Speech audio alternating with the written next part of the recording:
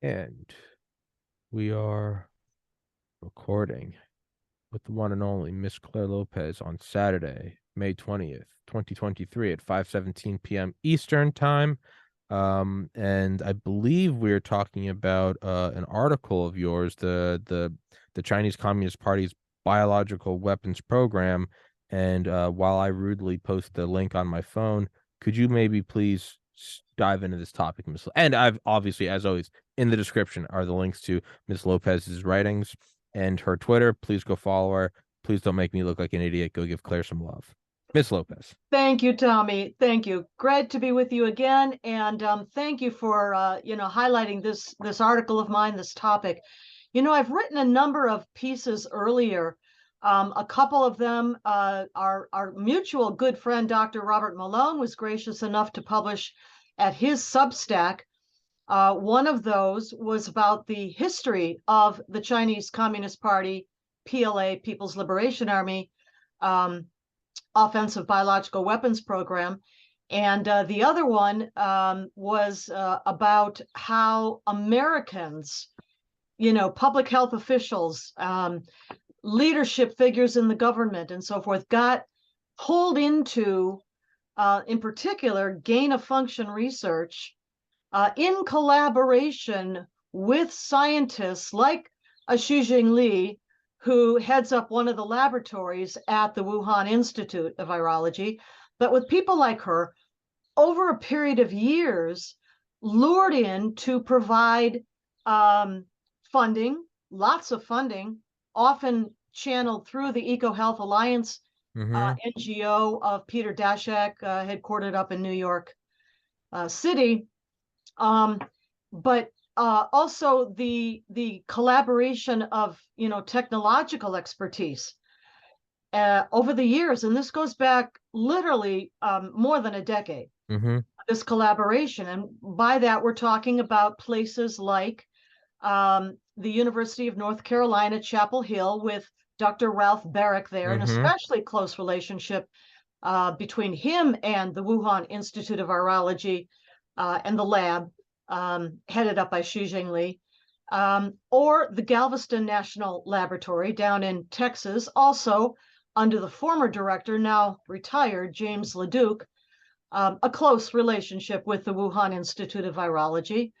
And then, of course, the NIH and NIAID, NIH National Institutes of Health, and NIAID National Institutes of Allergy and Infectious Diseases. The latter of those, of course, headed up for so many years by Dr. Anthony Fauci, him too now retired as of the end of 2022, just like Dr. James LeDuc at Galveston. But this long history of collaboration. And so in my most recent article, thank you that you're highlighting here, Tommy, which I had it published at a website called Red Star. I guess the URL is Red Star 0, but somehow it goes by the name of Red Star 6. In any case, that's where it went. And thank you for the link. That'll get anyone there who'd like to read it.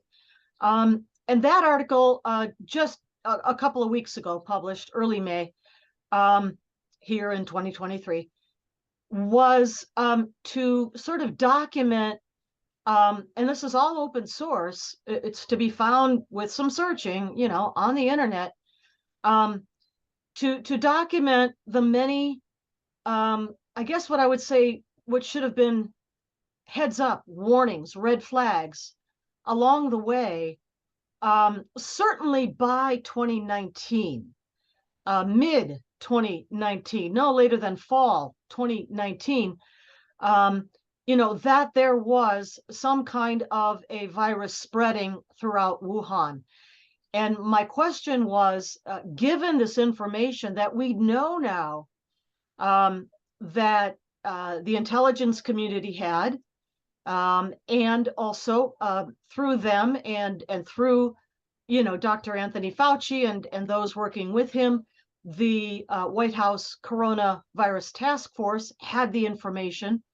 And I guess I leave the article with the question, what have they done about this? And why haven't we heard anything about not just how the virus got out of that laboratory within the Wuhan Institute, which I think probably is attributable to lax security protocols. I don't Sure. necessarily think it was deliberate, although another good friend, Dr. Li Meng Yan, the Chinese defector who escaped out of Hong Kong at the World Health Organization lab on the campus of Hong Kong University. She got out in mid or fall, I guess, towards the fall of 2020.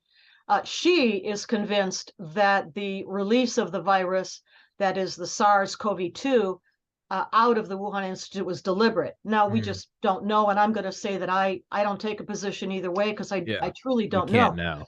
But I can accept that there was sloppy protocol, sloppy Sure. safety protocol. And Senator Marco Rubio from Florida just headed up the release of a very long, I think it's over 300 pages long report about how the virus got loose. We know that once it got loose, that the Chinese regime, the Chinese Communist Party, took the decision to allow it and even assisted, aided to spread around the world by allowing the flights to continue out of China, out of Wuhan, the city, and to the rest of the world. But what is not mentioned even once in 300, and I think it's 306 pages of that yeoman's effort, Senator Rubio's document, and the team that he worked with to put it together, but not one single word about not where the pandemic came from. We know where COVID came from. COVID's the disease. We know perfectly well where it came from. We always have known where it comes from. It comes from the virus. The virus is called SARS-CoV-2, SARS, severe acute respiratory syndrome, CoV, coronavirus -2, because this is the second one. The first one came out of China in 2003. They call that SARS-1 now, although at the time it was just SARS. Yeah. Yeah, but not a word about the Chinese Communist Party, PLA, civilian military fusion biological weapons program in 306 pages of Senator Rubio's report. Not a single mention. Not a single mention. Why is Nor that? has any one of the multiple congressional committees and subcommittees to which I sent this article we're talking about even so much as replied to me with a thank you. Not one. They didn't even reply and say thank you. There just seems to be a it's like the third rail of this this virus. Thou shalt not speak of China's biological weapons program.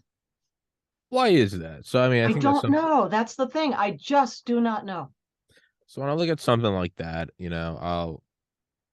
I never think that people in charge are stupid. I always think there's got to be it's like when they announced we're sending like $300 million of transgender studies package to Pakistan. Pakistan, of all places. Yeah, I look at that and on the face, I'm like, why are they doing that? And then another part of me is like, that's money laundering. They're not doing that. So when I see something like this, I go, they're not stupid. What is it? Is this some I sort wouldn't of go so far. No, I think there are a lot of them are stupid, but I also think there is some tact. So when we look at this, what is it a form? Are they getting a whisper in the ear about diplomacy and harming relations? Is this as simple as like business interests or like, hey, we want to keep the ports open? Like what is this? I think that can be part of it, yes. And of course, now knowing what we know from these various acquired released emails, for example, Judicial Watch, Tom Fitton's outfit has been tremendous on this. Congressional committees have too.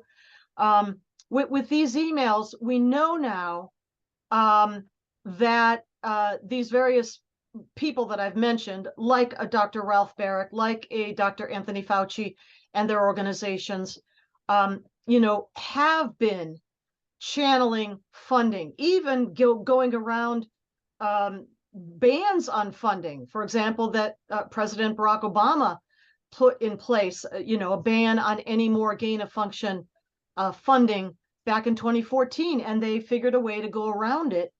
And it's continuing to this day. We just learned just days ago, I believe, that the NIH, National Institutes of Health, which is subordinate underneath a cabinet department of Health and Human Services, that would be our taxpayer dollars, has just granted more funding to the Wuhan Institute of Virology for coronavirus studies with bats. What? Yeah, this is just like a few days ago. So yes, it has to do in the beginning, certainly in early 2020, when they went to panic stations with that panic conference call that Fauci convened on the 1st of February 2020, among some of his researchers and scientists, associates, who only days before had written to him that the virus, which they now knew was escaping all over, could have at least possibly come from a laboratory origin, meaning genetically modified. The same people, like a Christian Anderson, who just days before, we know now from the emails, had written to Dr. Anthony Fauci, that the natural origin, scenario just wasn't plausible, that it's a lot more likely that this thing was genetically modified in a lab and then got out of that lab from Wuhan.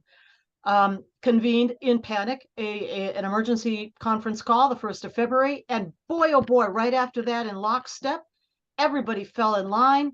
They got some generous grants later on from Fauci. Fell in line, and of course then the proximal origins article, paper, was published in Nature magazine not long after that, and that article, that paper, was organized by, you guessed it, Anthony Fauci.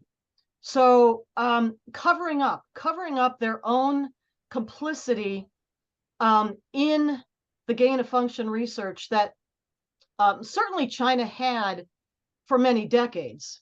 I think going back all the way to collaboration with the Soviet Union, that far back. And we know from published works like Ken Alibek, the defector from Biopreparat, his book called Biohazard, which was published in 1999, discussed collaboration among researchers and scientists, not so, specifically identified as BW, but between the Soviets and the Chinese. So gain of function going back a very long time. But that more recently, and again, under the purview of, Dr. Ralph Barrick, Dr. James LeDuc, Dr. Anthony Fauci, took even more, there was even more collaboration and funding and so forth. And of course, as I said, because of the emails now released, we now know this. And I think trying to cover that up was one of their, probably one of their initial reactions to the spread of the virus getting out all over the place. They knew immediately that they had been complicit in gain of function research, and that very likely contributed, at least in some measure, to the ultimate genetic modification of the SARS-CoV-2. So maybe another angle could be that it's not the unspoken commandment of thou shalt not speak about Chinese bioweapons, but that could be any China, Venezuela, whatever. It's rather they're just stopping discussion of it in its tracks because they know and again, released intentionally or not, I truly don't think we'll literally ever know. I mean, unless there's a video of someone with a vial going, here it goes, you're never gonna know. You can walk right up to it, but regardless of that, another podcast for another time. The thing is that the Chinese biological weapons program is all over the open source arena. Yeah. You don't have to have access to little black boxes Yeah. to read this stuff and know that they have an offensive biological weapons program, and that if you are funding collaborating with scientists in China at Wuhan and other places, other labs that are working on gain of function experiments with bat backbone coronaviruses, you're probably contributing to the Chinese Communist Party PLA biological weapons program. They either knew that or they should have known that, and that's completely from open sources to know that. Hmm. So it just kind of seems less like it's a diplomacy thing, or even there's I because mean, there's yeah, it could be that partly. Yeah. multiple. Yeah, yeah, I think there's probably multiple Mm-hmm. easy explanations for why they don't mention China. Some diplomacy. I don't think it's fear because we are still, for a while, at least the military hegemon. It could be as benign as, Amazon or ExxonMobil going, "Hey, we got some good deals. What do you don't rock the boat?" Or it could be, and this maybe it seems a little more like it. We got some people here who are going, "Yeah, don't look into that, man, because I kind of signed off on that and let some grants Mm-hmm. go there, Mm-hmm. and I don't know if they did it or not, but I do know that I gave that institute some money. Let's just not talk about it. Let's just not." It seems like that probably seems to be the most human answer. I think so too. So Whew. as you say, I think it's very likely multiple motivations played into all of this. But getting back to my paper, Mm-hmm. that's the direction I took with it. That our at the senior levels of our government intelligence community, National Security Council, the president's White House coronavirus task force, there were people there represented who either knew or should have known that what they had done in at least some measure probably contributed to the Chinese Communist Party BW program, but not a peep out of any of them. I almost wonder if COVID-19 will go down as almost a Hiroshima or Nagasaki, and that it was the first time this weapon was used on a massive scale, and then we will just live under the shadow of the threat of it forever, right? I wish that could be true, that it would, that everyone would cringe back from ever deploying such a thing again, as we have with nuclear weapons. Mm-hmm. But I don't think so. Yeah. Knowing the Chinese, Yeah. um, mentality from their own statements, from a Yeah. Xi Jinping, Yeah. from the top leadership, from the secret speech of Chi Hao Tian back in 2003, if you want to go back that far, 20 years ago. Um, their determination is to become the unipower, the Unipolar. Yeah. hegemon of the entire world. And that means that they have to destroy the United States of America. And they say so out loud Yeah. over and over again. There's no Yeah. doubt about it. And they also specifically talk about using biological weapons to do that. So I wish I could think that this was a one off Hiroshima, Nagasaki kind of Yeah. event that would scare everybody off from ever thinking to use such a thing again, which, by the way, was the motivation behind the adoption, the formal adoption of the Biological Weapons Convention back in 1975, to which, by the way, China, Russia, North Korea, I think North Korea, um, Iran, and Damascus are all signatories, as are we, the United States.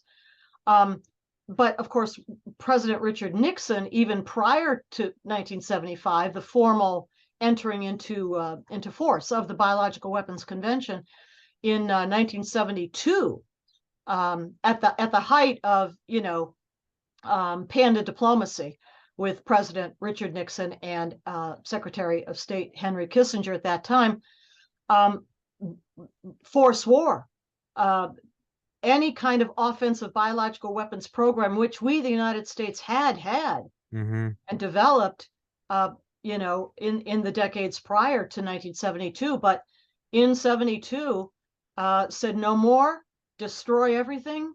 We're not doing that anymore, and we don't. Um, what people will say, they often mix up the terms biolab and bioweapons lab. They don't know the difference between those. Yeah. And the difference can actually be quite a fine line, right? That fine line is intent.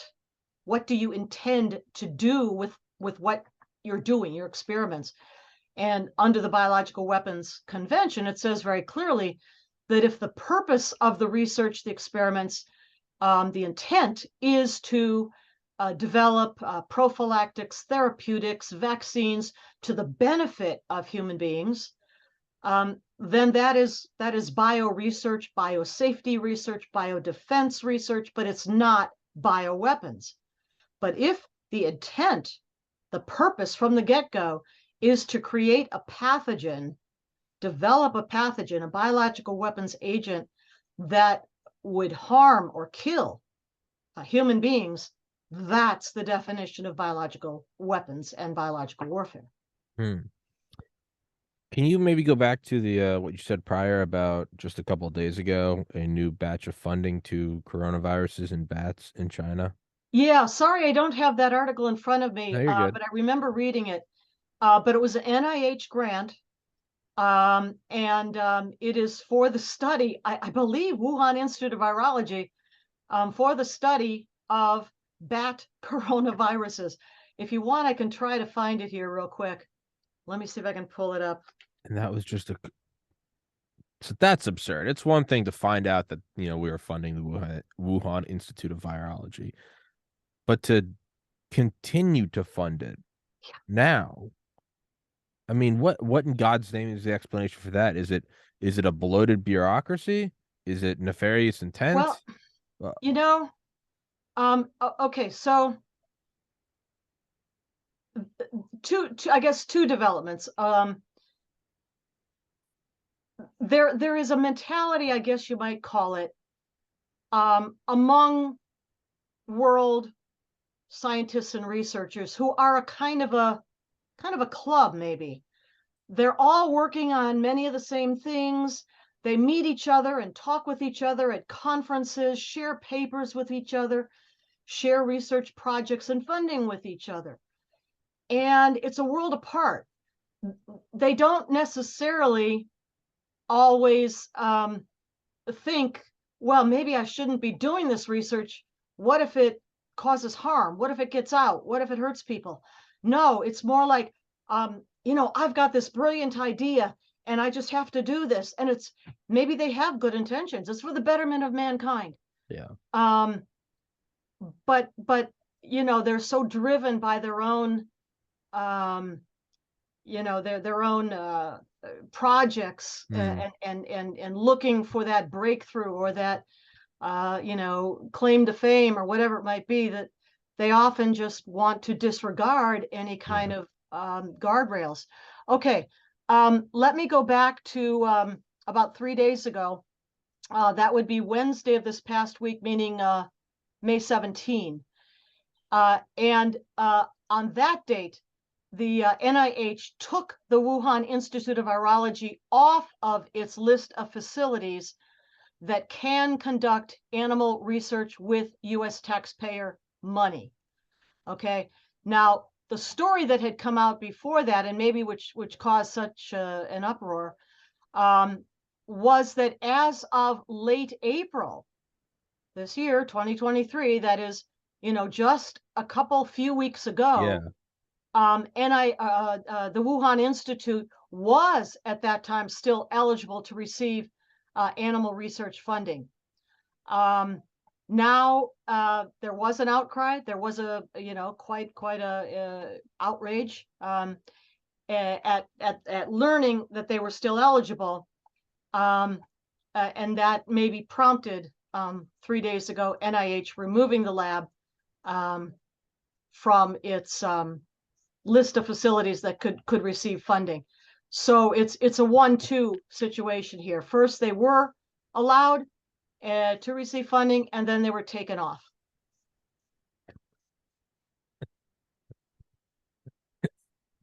It's so evil. Yeah, an article, I'm still looking here online, No, an you're good. article published early May, even May 9th. I'm citing to Fox News here. Biden admin restarts bat virus research grant that funded Wuhan lab, comma, coronavirus testing. Okay. Now that was early May. And again, as I said, the outcry was the horror at what they were doing, I guess, was so intense. And thanks to Fox News for getting the story out, that by the 17th of May, that is this past Wednesday, that funding was canceled. So that's what we're talking about. Now, could it have been, and this is one thing I don't give a whole lot of credence to, but it is I think it's something we have to entertain. Was COVID a dry run? Well, from the Chinese CCP PLA point of view, it certainly could have been. Absolutely. Yeah. And here's the thing. It was not just a dry run about how to genetically modify a coronavirus. It was also, in my opinion, and I've written about this, a dry run, a beta testing for how we in the United States, but the rest of the world too, would react. Well, yeah. And That's what I think. in the article that we're talking about here today, there's this new one at Red Star Zero URL. I talk about how, and a previous article, one of the ones that Dr. Malone published for me at his Substack, I talk about how the information operations, psychological operations, were brought directly from China and inserted into the top levels of our public health institutions and the White House, the national level of government in this country. And what were those recommendations, info ops, psychological operations recommendations that came back?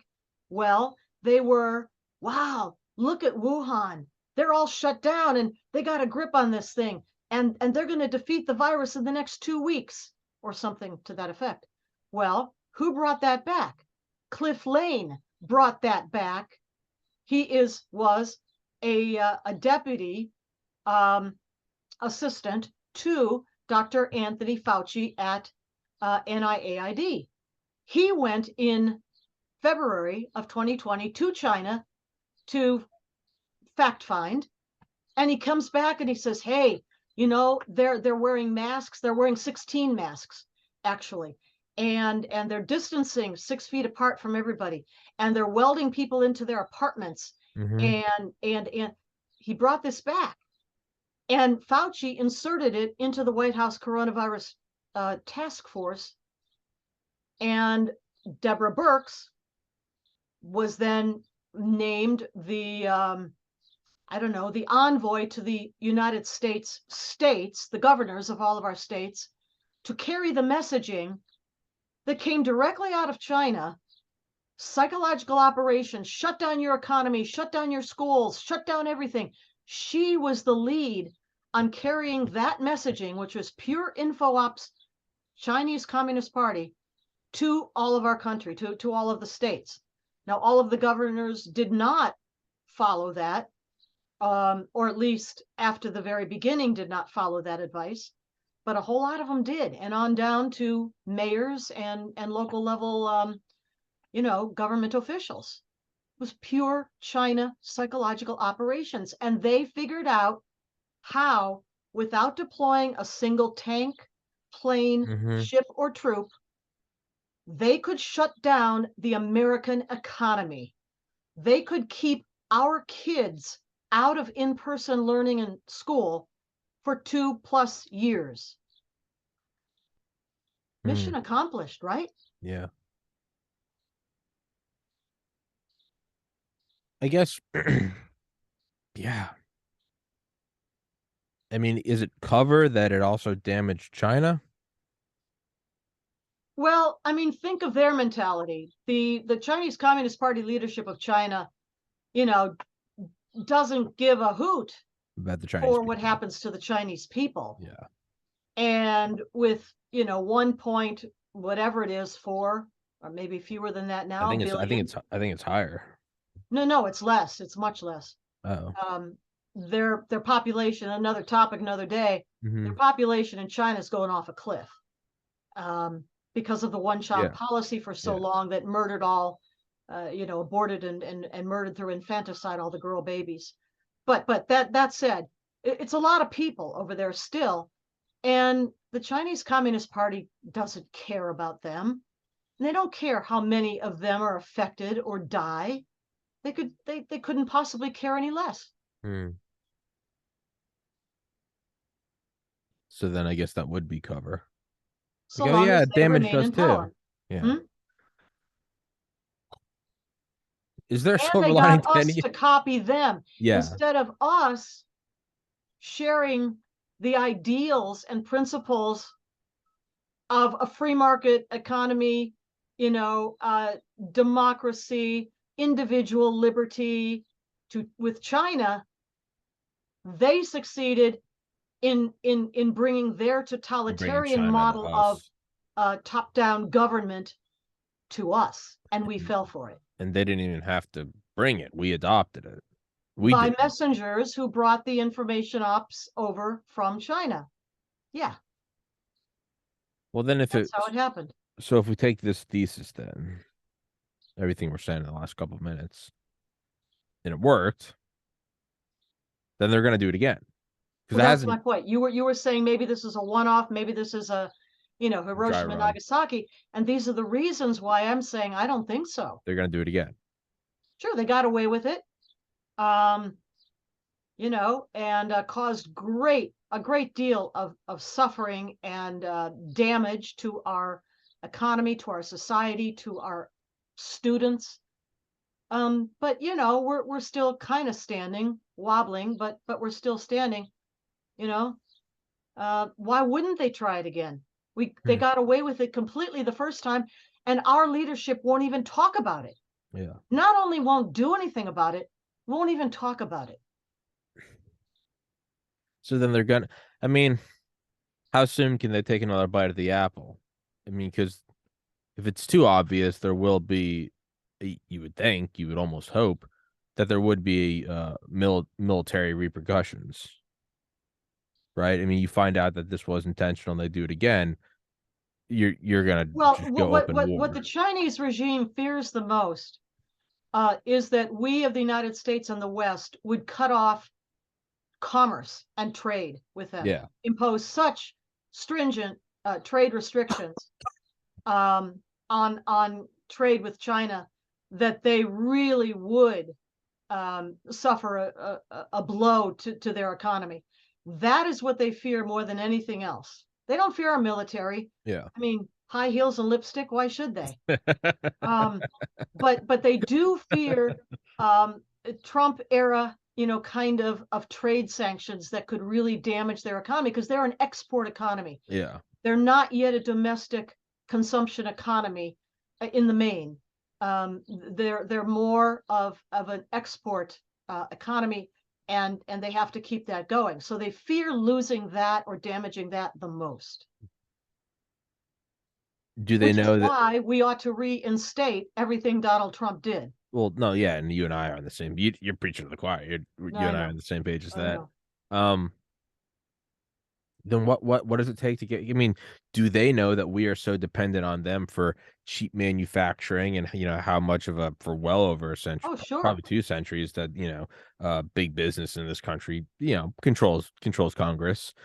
Do they know that it's never going to happen because our own big money won't let it happen? You'd have Amazon or Exxon or Walmart or ConAgra or Cargill or whatever, just one of these ginormous companies, Apple, right? Foxconn.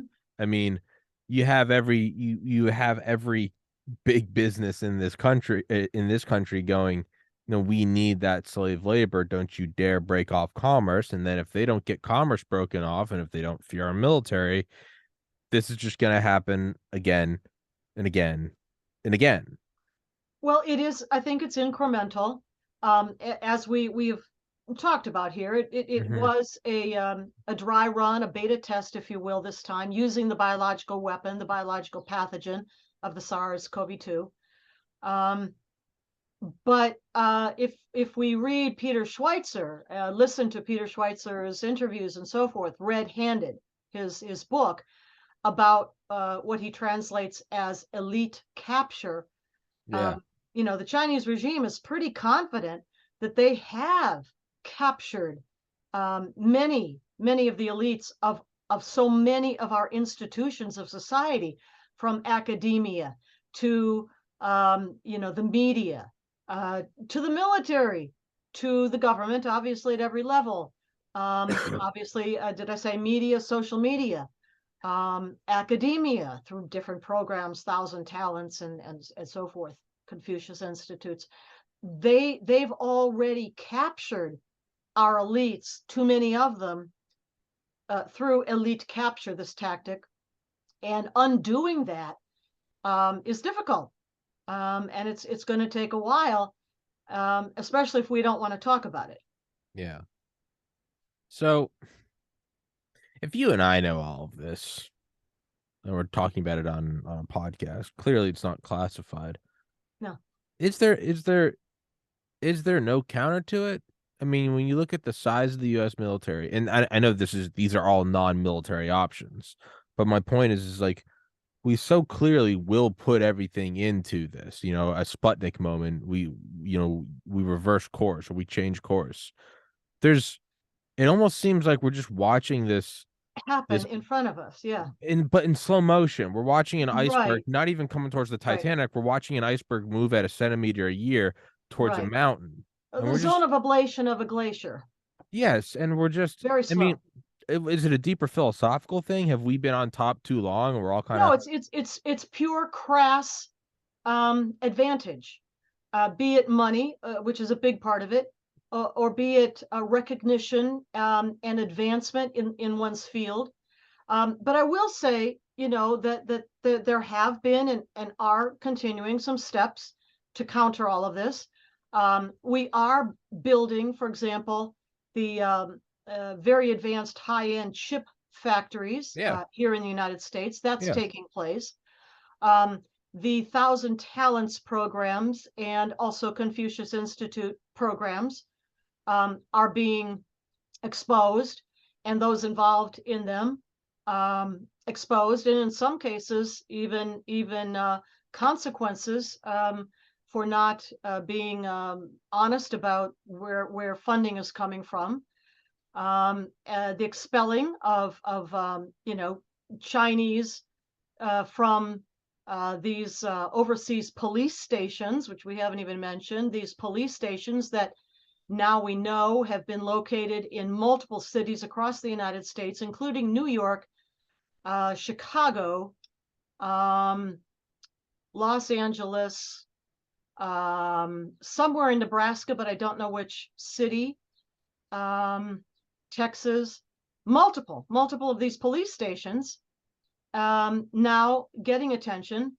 And by the way, those police stations, they weren't revealed by our own national security agencies, like let's say the FBI, which has responsibility for domestic counterintelligence.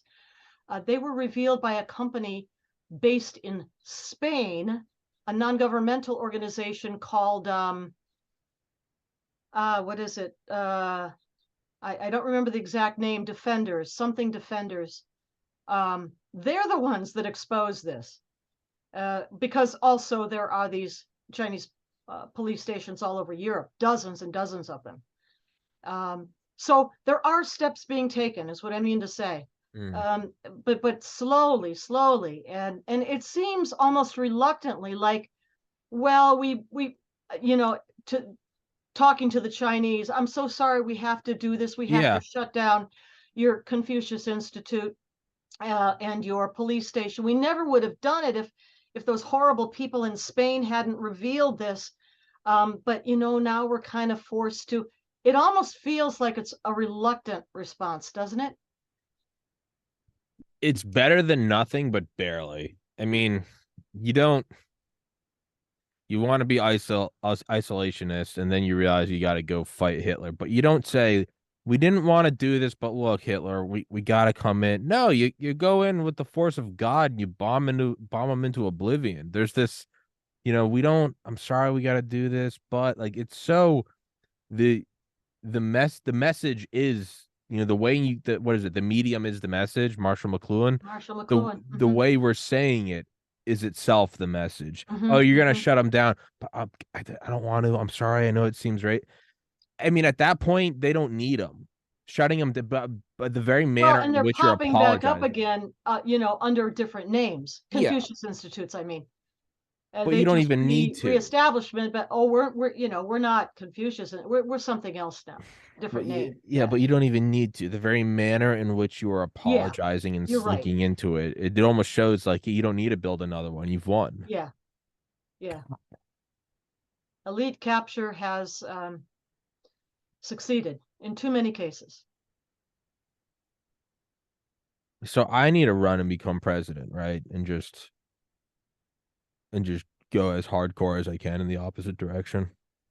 Well, just in a few more years, you can do that. I Right up know. there behind Vivek Ramaswamy. I know. I'm 35. I can't do it yet. Maybe that's what I'll do. Is I'll use this podcast as a There platform you go. and just do that. I Yeah, mean, in just a few years, in you just a can few years. launch I can't in 2024. I don't think I can in 2028. Oh, that's when I'll by run. that time. That's when I'll Now, run. That you'll have some competition. I think probably Florida Governor Ron DeSantis will be running in 28, but I'll there are a go to lot of the people going to be on these debate stages who really don't have a big chance of winning their party's nomination or the presidency, but they're up there putting out a message.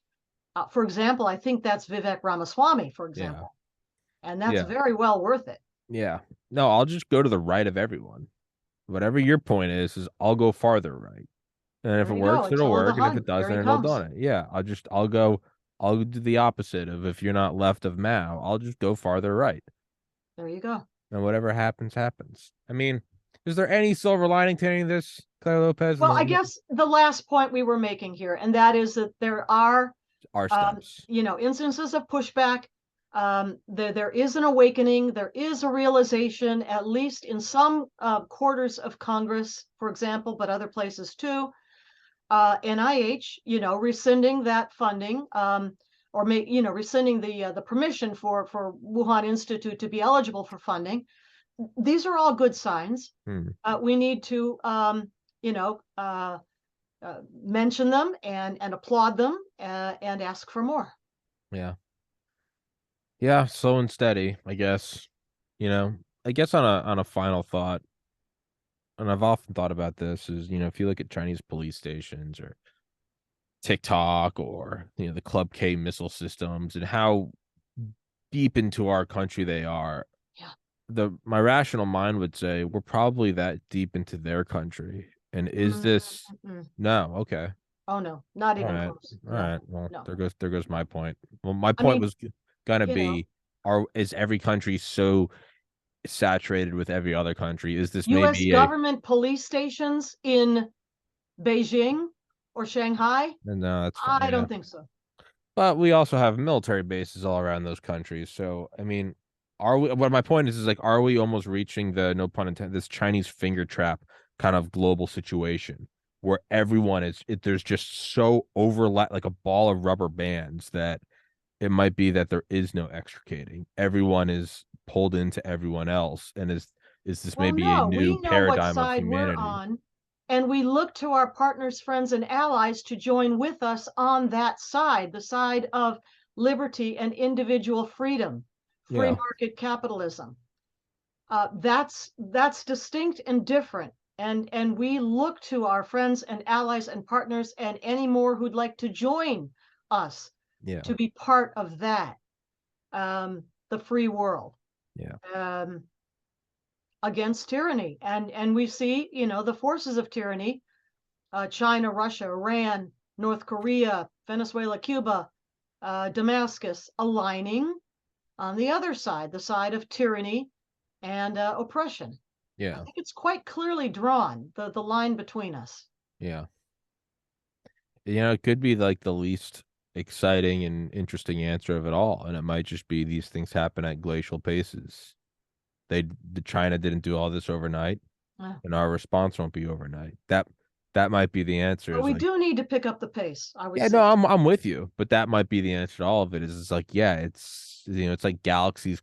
Have you ever seen galaxies colliding, like a computer simulation?